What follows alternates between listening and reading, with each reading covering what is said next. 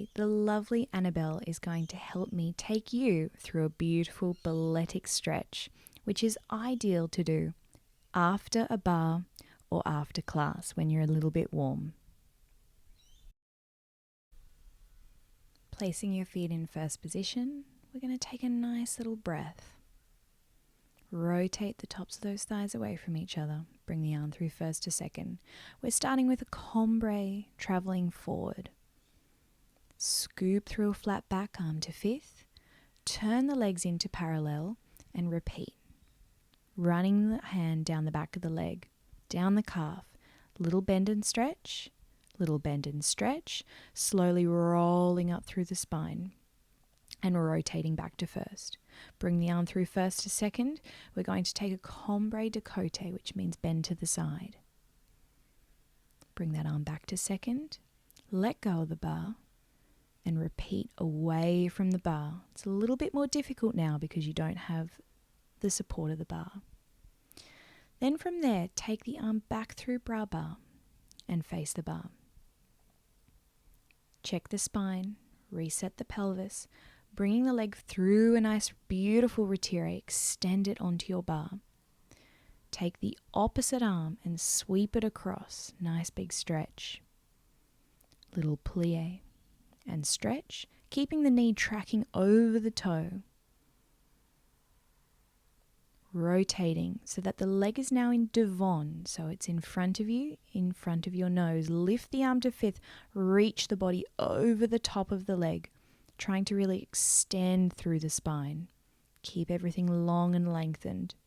Lift that leg off the barre using beautiful control, finding yourself in parallel or sixth position, hands by your side, lifting them to the roof, big breath. Place them behind your neck, interlocking the fingers, and release the neck.